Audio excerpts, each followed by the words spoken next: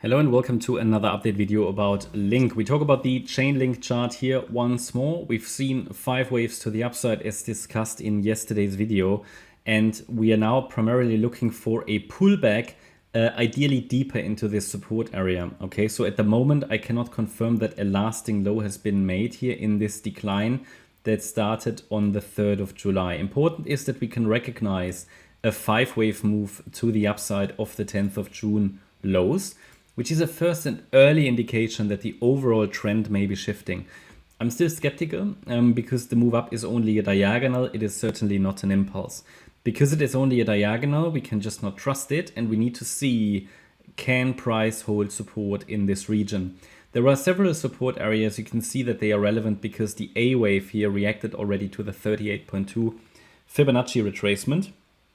And however, the move up currently looks corrective, and what I said yesterday, the move up could be a B wave, seems to be playing out right now.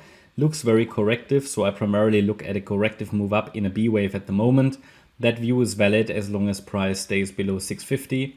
And as long as price stays below 650, I do expect one more low at least in this move down in the wave 2.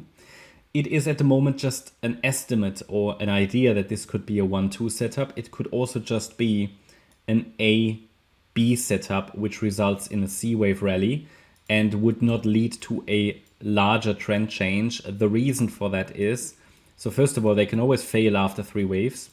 But the reason is, if you look at the overall chart here, you can see that a larger degree wave 4 finished on the 9th of November.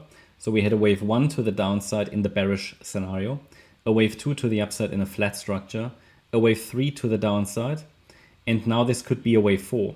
It would not be a problem for this wave 4 to stretch a bit higher, and it could just be a larger ABC structure. So I hope that makes sense. So it doesn't need to be a 1-2 setup.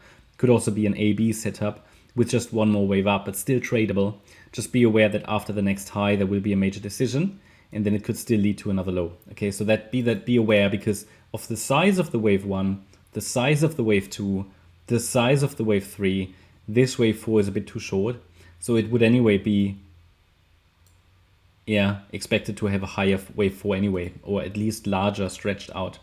Anyway, it could still push higher in the short term as long as we're holding the yellow support area, and that is the 530 level. I mean, if it goes through 530 straight away, it's bearish anyway. But there is a chance if 530 holds that we would at least see a move.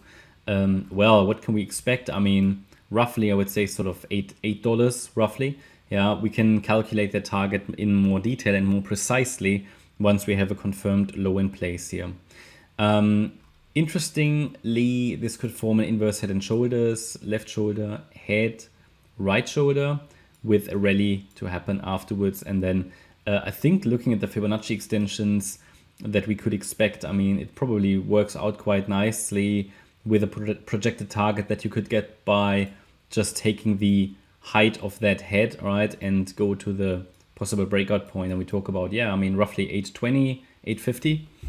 So let's see. But this is sort of something I track at the moment. But at the moment, in the very short term, price would be expected to head down lower. You could also add a small trend line here. So the B wave might react to that trend line and then head down further in a C wave.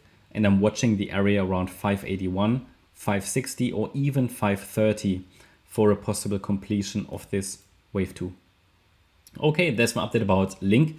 Hope you liked the update. If you did, please hit the like button, leave a comment and subscribe. And if you really like the content, then please check out the channel membership. Thanks a lot for watching. Bye-bye.